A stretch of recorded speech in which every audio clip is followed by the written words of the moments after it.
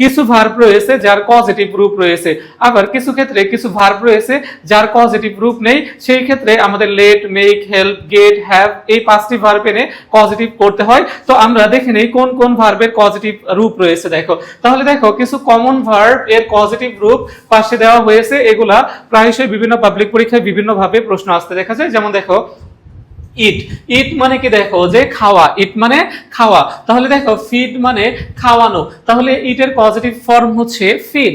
অনুরূপ ভাবে দেখো ডাইভ, ডাইভ হচ্ছে ডুব দেওয়া, আর ডুবানো হচ্ছে দেখো যে ডিপ।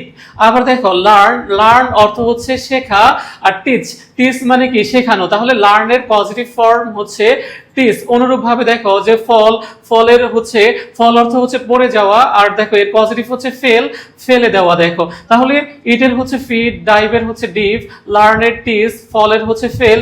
অনুরূপ ভাবে দেখো লাই, লাইয়ের পজিটিভ হচ্ছে লে, খুব ভালো করে মাথায় রাখবে, লাইয়ের পজিটিভ হচ্ছে লে। নো, নো এর পজিটিভ ফর্ম হচ্ছে ইনফর্ম, নো মানে কি জানা, ইনফর্ম মানে হচ্ছে জানানো। দেখো সি, সি অর্থ হচ্ছে দেখা, সি এর পজিটিভ হচ্ছে শো, শো মানে কি দেখো দেখানো। অনুরূপ ভাবে দেখো রিমেম্বার, রিমেম্বার মানে স্মরণ করা বা মনে করা, এর পজিটিভ হচ্ছে দেখো রিমাইন্ড, স্মরণ করিয়ে দেওয়া। অনুরূপ ভাবে দেখো রাইস, রাইসের হচ্ছে দেখো যে রেইস, সিট, সিটের হচ্ছে দেখো যে সেট।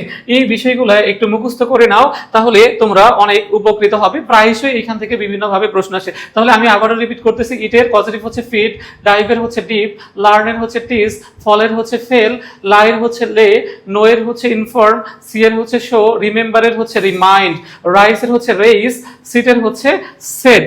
আশা করি তোমরা এই বিষয়গুলা বুঝতে পেরেছো। দেখো আমরা হচ্ছে অন্য স্লাইডে চলে যাব, তোমরা একটু নোট করে নাও এই বিষয়গুলো। আশা করি তোমাদের এই বিষয়গুলো জানা থাকলে আর কোনো প্রবলেম হবে না। তাহলে এগুলোর পজিটিভ ফর্ম রয়েছে।